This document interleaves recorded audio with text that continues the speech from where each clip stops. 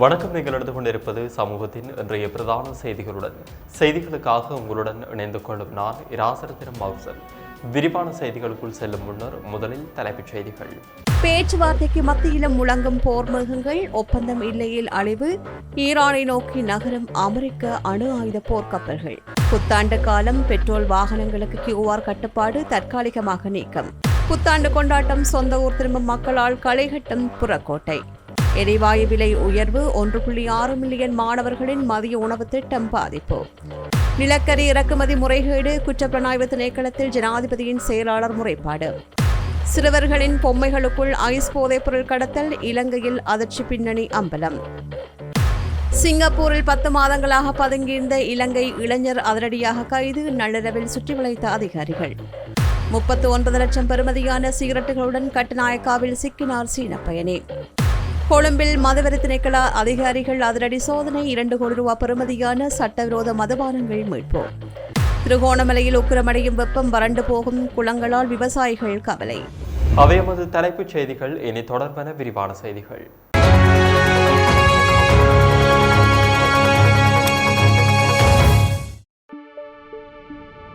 Fourth Monkey Connect coming soon. Iran மற்றும் Israel Lebanon விவகாரங்களில் America தனது நிலைப்பாட்டை தீவிரப்படுத்தியுள்ள நிலையில் சர்வதேச அரசியல் களம் பெரும் பதற்றத்திற்கு உள்ளாகியுள்ளது. பாகிஸ்தானின் இஸ்லாமாபாத்தில் பேச்சுவார்த்தைகள் ஆரம்பமாகியுள்ள போதிலும் போருக்கான அபாயம் நீங்கியபாடில்லை. அமெரிக்க ஜனாதிபதி டொனால்ட் ட்ரம்ப் ஈரானுக்கு எதிராக இதுவரை இல்லாத அளவிலான கடுமையான எச்சரிக்கையை விடுத்துள்ளார். ஒன்று ஒப்பந்தத்திற்கு வர வேண்டும், இல்லையில் தாக்குதலை எதிர்கொள்ள வேண்டும் என்று அவர் தாரக மந்திரமாக கூறி வருகின்றார். அமெரிக்க போர்க்கப்பல்களில் இதுவரையில் தயாரிக்கப்படாத மிக நவீன மற்றும் சக்தி வாய்ந்த ஆயுதங்கள் ஏற்றப்பட்டுள்ளதாக ட்ரம்ப் அறிவித்துள்ளார். உலக எரிபொருள் விநியோகத்தின் முக்கிய பாதையான ஹார்மோஸ் நீரிணையில் கப்பல் போக்குவரத்தை ஈரான் கட்டுப்படுத்துவது ஒரு ஒப்பந்த மீறல் என்றும் அவர் சாடியுள்ளார். முடக்கப்பட்ட சொத்துக்களை விடுவிக்க வேண்டும் என்ற ஈரானின் கோரிக்கையை ட்ரம்ப் திட்டவட்டமாக நிராகரித்துள்ளார். ஈரானின் ராணுவ நிலைகள் மீது தாக்குதல் நடத்தப்பட்ட போதிலும் அதன் ஏவுகணை பலம் இன்னும் குறையவில்லை என்று அமெரிக்க உளவுத்துறை தெரிவித்துள்ளது. நிலத்தடியில் புதைக்கப்பட்டுள்ள தளங்களில் இருந்து ஆயிரக்கணக்கான பாலிஸ்டிக் ஏவுகணைகளை மீட்டு ஏவக்கூடிய நிலையில் ஈரான் உள்ளது. சேதமடைந்த தளங்களை விரைவாக சரி செய்து ஏவுகணையை ஏவுகின்ற தொழில்நுட்பம் ஈரானிடம் இருப்பதாக வால் ஸ்ட்ரீட் ஜேர்னல் செய்தி வெளியிட்டுள்ளது. ஈரானுடன் அமைதி பேச்சுவார்த்தைகள் ஒருபுறம் நடக்கையில், மறுபுறம் லெபனான் மீது இஸ்ரேல் தன்னுடைய தாக்குதல்களை தீவிரப்படுத்தியுள்ளது. தெற்கு லெபனானில் உள்ள அரசு அலுவலகங்களை குறிவைத்து இஸ்ரேல் நடத்திய வான்வழி தாக்குதலில் 13 லெபனான் பாதுகாப்பு படை வீரர்கள் கொல்லப்பட்டார்கள். இந்த தாக்குதல் நாட்டின் இறையாண்மையை மீறும் செயல் என்று லெபனான் ஜனாதிபதி கடும் கண்டனம் தெரிவித்துள்ளார். ஹிஸ்புல்லா அமைப்பை முழுமையாக ஆயுதமற்றதாக்குவது இலக்கு என்றும் அவர்களுடன் சமரச பேச்சுவார்த்தை கிடையாது என்றும் இஸ்ரேல் அறிவித்துள்ளது. இதேவேளை பாகிஸ்தான் பிரதமர் ஷெபாஸ் ஷெரீப் முன்னிலையில் அமெரிக்க மற்றும் ஈரானிய தூதுக்குழுக்கள் சந்தித்து பேச்சுவார்த்தை நடத்தி வருகின்றனர். இந்நிலையில் ஈரான் அமெரிக்காவுக்கு முன்னுரிமை என்ற கொள்கையில் செயல்பட வேண்டும், இஸ்ரேலுக்கு ஆதரவாக இருந்தால் ஒப்பந்தம் எட்டப்படாது என்று கூறுகின்றது.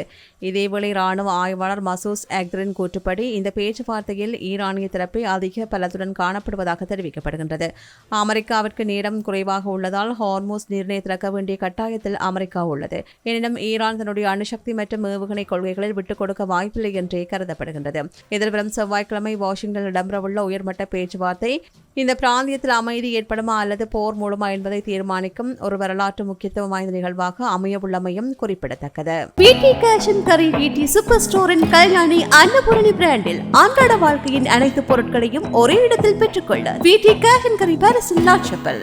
சித்திரை புத்தாண்டை முன்னிட்டு பயணங்களை மேற்கொள்ளும் பொதுமக்களின் வசதிக்காக பெட்ரோல் விநியோகத்தில் நடைமுறையில் இருந்த QR முறைமை இன்று முதல் தற்காலிகமாக தளர்த்தப்படுவதாக அறிவிக்கப்பட்டுள்ளது.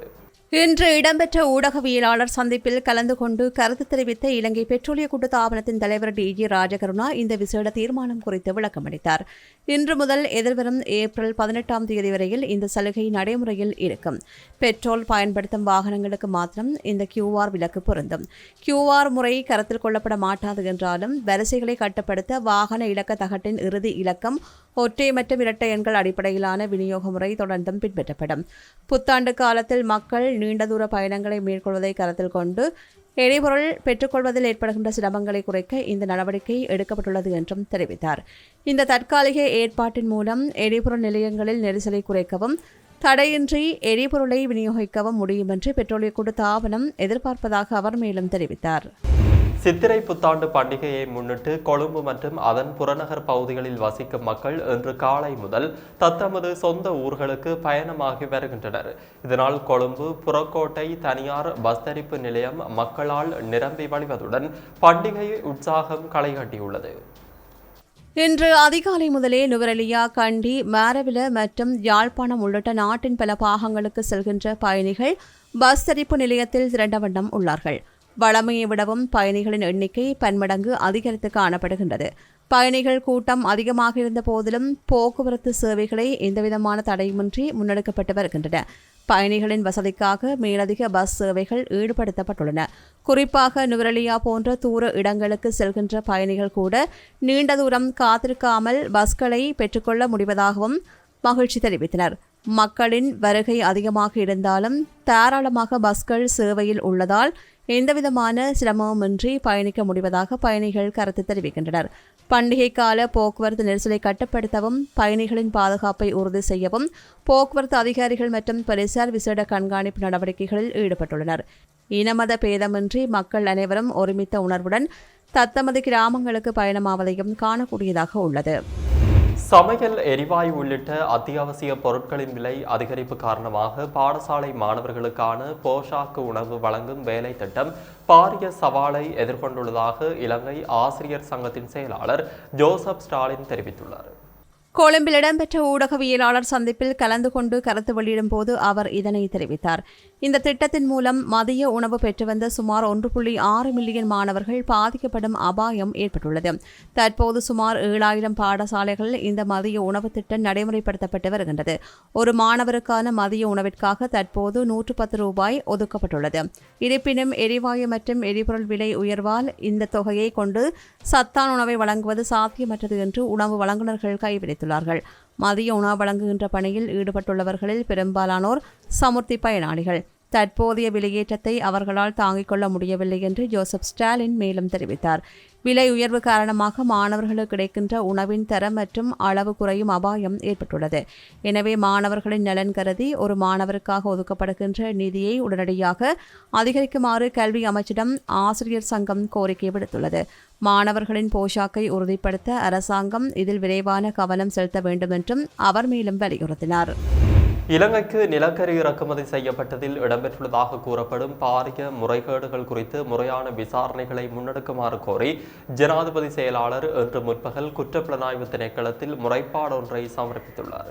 கடந்த 2009 ஆண்டு முதல் இலங்கைக்கு நிலக்கரி இறக்குமதி செய்யப்பட்ட நடைமுறைகளில் பல்வேறு நிதி மோசடிகள் மற்றும் விதிமீறல்கள் இடம்பெற்றுள்ளதாக பல தரப்பினராலும் குற்றச்சாட்டுகள் முன்வைக்கப்பட்டு வந்தன. குறிப்பாக அரச கணக்காய்வு திணைக்களத்தினால் வெளியிடப்பட்ட அறிக்கைகளில் நிலக்கரி இறக்குமதியின் போது இடம்பெற்ற நிதி முரண்பாடுகள் சுட்டிக்காட்டப்பட்டிருந்தன. நாடாளுமன்ற குழுக்களில் மற்றும் சபையிலும் இந்த விவகாரம் தொடர்பாக பல்வேறு சந்தர்ப்பங்களில் கடுமையான விவாதங்கள் முன்னெடுக்கப்பட்டன. மேற்கூறப்பட்ட கணக்காய்வு அறிக்கைகள் மற்றும் நாடாளுமன்றில் முன்வைக்கப்பட்ட சாட்சியங்களை கருத்தில் கொண்டு இந்த நீண்டகால மோசடிகள் குறித்து ஆழமான விசாரணைகளை முன்னெடுப்பது இந்த முறைப்பாட்டின் முக்கிய நோக்கமாகும். 2009 முதல் இன்று வரையிலான காலப்பகுதியில் நிலக்கரி கொள்வனவுக்காக பின்பற்றப்பட்ட விலை மனு கோரல் முறைகள், அதில் தொடர்புடைய தரப்பினர் மற்றும் அரசிற்கு ஏற்பட்ட நட்டம் குறித்து குற்றப்புலனாய்வு திணைக்களம் இனி விரிவாக விசாரணைகளை ஆரம்பிக்கும் என்று எதிர்பார்க்கப்படுகின்றது.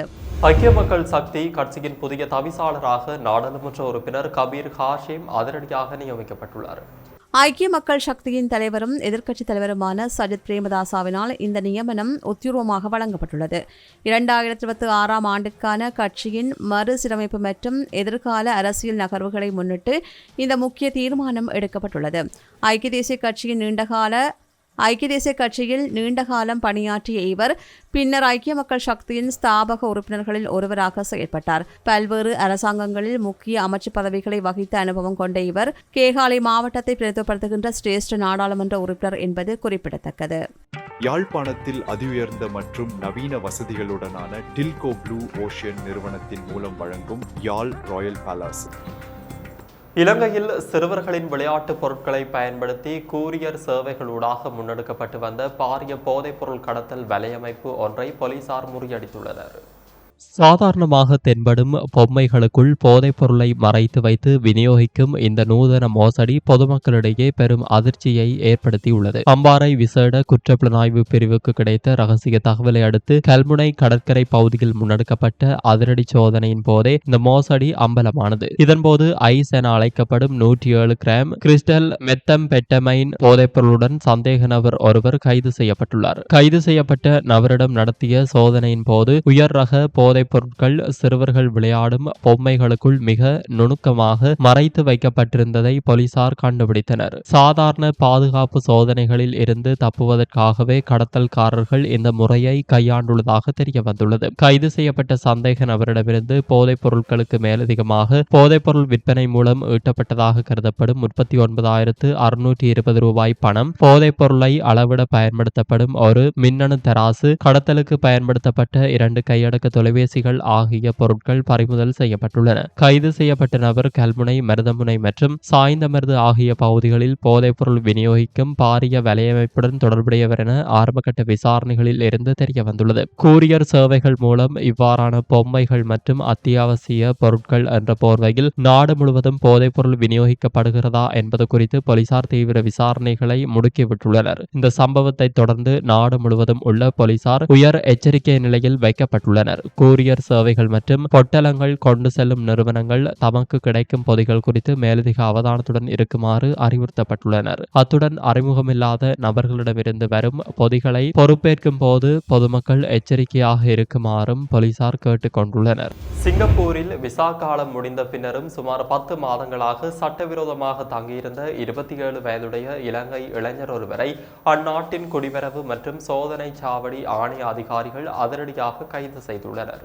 கடந்த 8ஆம் திகதி அதிகாலை வேளையில் சிங்கப்பூரின் ருட்லண்ட்ஸ் பகுதியில் உள்ள பலமாடி வாகன நிறுத்துமிடத்தின் மேல் தளத்தில் அமைந்துள்ள பூங்காவில் இந்த சோதனை நடத்தப்பட்டது. 11 அதிகாரிகள் கொண்ட விசேட குழுவினர் அந்த இளைஞர் தப்பிச் செல்லாதவாறு அனைத்து வழிகளையும் மறித்து முற்றுகையிட்டனர். அதிகாரிகள் சுற்றி வளைத்த போது அந்த இளைஞர் மற்றொரு வெளிநாட்டவருடன் அங்கு உறங்கிக் கொண்டிருந்ததாக தெரிவிக்கப்படுகிறது. சாதாரண உடையில் வந்த அதிகாரிகள் தங்களின் கையில் வைத்திருந்த நவீன பயோமெட்ரிக் கருவி மூலம் அந்த இளைஞரின் கைரேகை மற்றும் முக அடையாளங்களை சோதித்தனர். இந்த சோதனையில் அவர் சட்டவிரோதமாக தங்கியிருப்பது உறுதி செய்யப்பட்டது. விசாரணையின் போது சமூக வருகை விசா மூலம் சிங்கப்பூர் சென்றுள்ளார். இவரது விசா கடந்த ஆண்டு ஜூன் மாதம் 28ஆம் திகதியுடன் முடிவடைந்துள்ளது. விசா முடிந்த பின்னரும் கடந்த 10 மாதங்களாக நிரந்தர முகவரி ஏதுமின்றி அங்கேயே தங்கி பதுங்கி இருந்துள்ளமை தெரிய வந்துள்ளது. சம்பவத்தின் போது அவருடன் தங்கியிருந்த மற்றொரு நபரிடமும் அதிகாரிகள் சோதனை நடத்தினர். எனினும் அவரிடம் முறையான வேலை அனுமதி பத்திரம் இருந்ததை அடுத்து அவர் விடுவிக்கப்பட்டார். தற்போது கைது செய்யப்பட்டுள்ள இலங்கை இளைஞர் குடிவரவு சட்டத்தின் கீழ் தடுத்து வைக்கப்பட்டுள்ளதுடன் அவருக்கு எதிராக கடுமையான சட்ட நடவடிக்கை எடுக்கப்படும் என எதிர்பார்க்கப்படுகிறது.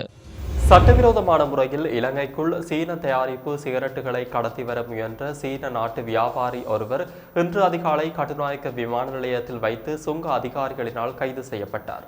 மலேசியாவின் கோலாலம்பூரில் இருந்து இன்று அதிகாலை 12:50 மணியளவில் விமானம் மூலம் குறித்த பயணி கட்டுநாயக்க சர்வதேச விமான நிலையத்தை வந்தடைந்துள்ளார். 35 வயதுடைய குறித்த சீன நாட்டு வியாபாரியின் நடவடிக்கையில் சந்தேகமடைந்த சுங்க அதிகாரிகள் அவரது பயண பொதிகளை தீவிர சோதனைக்குட்படுத்தினர். அவர் கொண்டு வந்த 2 பயண பொதிகளுக்குள் மிக நுணுக்கமாக மறைத்து வைக்கப்பட்டிருந்த 26,100 சீன தயாரிப்பு சிகரெட்டுகள் இதன்போது கண்டறியப்பட்டன. கைப்பற்றப்பட்ட சிகரெட்டுகளின் மொத்த சந்தை பெறுமதி சுமார் 39,15,000 ரூபாய் என மதிப்பிடப்பட்டுள்ளது. கைது செய்யப்பட்ட சந்தேக நபரிடம் சுங்க அதிகாரிகள் விசாரணைகளை முன்னெடுத்தனர். அதன் நிறைவில் கடத்தி வரப்பட்ட சிகரெட் தொகுதி முழுவதும் அரசுடைமையாக்கப்பட்டது. குறித்த நபருக்கு 1 லட்சம் ரூபாய் அபராதம் விதித்து உத்தரவிடப்பட்டது. விமான நிலையத்தினூடாக முன்னெடுக்கப்படும் இவ்வாறான கடத்தல் முயற்சிகளை கட்டுப்படுத்த சுங்க அதிகாரிகள் தொடர்ச்சியான கண்காணிப்பு நடவடிக்கைகளில் ஈடுபட்டு வருகின்றமை குறிப்பிடத்தக்கது.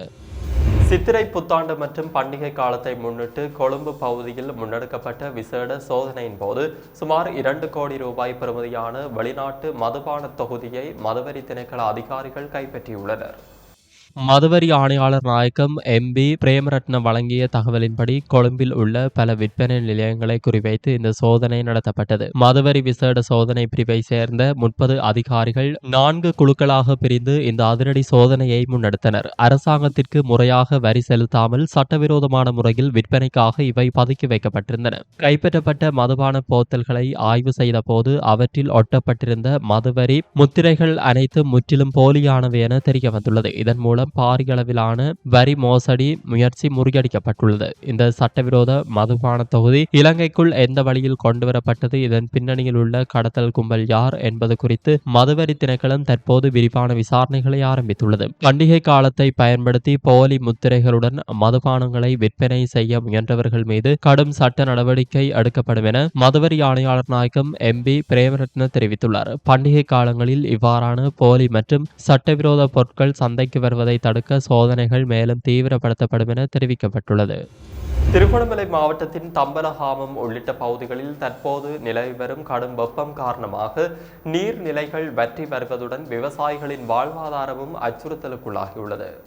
தம்பலகாமம் பகுதியில் உள்ள முக்கிய நீர் ஆதாரமான சேனாவள்ளி குளத்தின் நீர்மட்டம் வரலாறு காணாத வகையில் குறைவடைந்துள்ளது. குளத்தின் ஒரு பகுதி முழுமையாக நீர் வற்றி வரும் தரையாக காட்சியளிப்பதை அவதானிக்க முடிகிறது. இப்பகுதி விவசாயிகள் நெற்செய்கைக்காக முழுமையாக குளத்தின் நீரையே நம்பியுள்ளனர். தற்போது அடுத்த போக செய்கைக்காக விவசாயிகள் தயாராகி வரும் நிலையில் நீரின்றி விவசாய நடவடிக்கைகள் முன்னெடுப்பதில் பெரும் சிக்கல் ஏற்பட்டுள்ளது. தொடரும் அதிக வெப்பம் காரணமாக இப்பகுதிகளில் பாரிய வறட்சி நிலை உருவாகலாம் என எதிர்பார்க்கப்படுகிறது. குளங்கள் வற்றி வருவதால் விவசாயத்திற்கு மட்டுமின்றி கால்நடைகளுக்கும் குடிநீருக்கும் தட்டுப்பாடு ஏற்படும் அபாயம் உள்ளது. நீர்மட்டம் தொடர்ந்து குறைந்தால் ஆரம்பிக்கப்பட உள்ள விவசாய போகம் கைவிடப்பட வேண்டிய நிலை ஏற்படலாம். இந்த வறட்சி நிலை குறித்து அதிகாரிகள் உரிய அவதானம் செலுத்தி விவசாயிகளுக்கு தேவையான மாற்று ஏற்பாடுகளை செய்ய வேண்டும் என பகுதி மக்கள் கோரிக்கை விடுத்துள்ளனர். இத்துடன் சமூகத்தின் பிரதான செய்திகள் நிறைவடைகின்றன. தொடர்ந்தும் சமூகத்துடன் இணைந்திருங்கள். நன்றி, வணக்கம். எமது RIP பேச்சுக்கு கிடைத்த மரண அறிவித்தல்கள். மட்டக்களப்பு பெரிய கில்லாரை பிறப்பிடமாகவும் வதிவிடமாகவும் கொண்டிருந்த திருமதி லட்சுமி பிரான்சிஸ்கா கணபதி பிள்ளை அவர்கள் 10/4/2026 வெள்ளிக்கிழமை அன்று காலமானார். யாழ்ப்பாணம் நாரந்தனை தெற்கை பிறப்பிடமாகவும் நாரந்தனை மத்தியை வதிவிடமாகவும் கொண்டிருந்த திருமதி அலிஸ்டன் மார்டின் யோகராசா ஜெஸ்மின் இமெல்டா அவர்கள் 10/4/2026 வெள்ளிக்கிழமை அன்று காலமானார். யாழ்ப்பாணம் வெற்றிலை கேணியை பிறப்பிடமாகவும் நாகர்கோவில் கிழக்கை வதிவிடமாகவும் கொண்டிருந்த திரு OSPS அல்விரேட் அவர்கள் 10/4/2026 வெள்ளிக்கிழமை அன்று காலமானார். நாவலப்பிட்டி இம்புல்பிட்டி தோட்டம் கீழ்பிரிவு ஏஐ பிறப்பிடமாகவும் வதிவிடமாகவும் கொண்டிருந்த திரு பழனியாண்டி ராசு அவர்கள் 9/4/2026 வியாழக்கிழமை அன்று காலமானார்.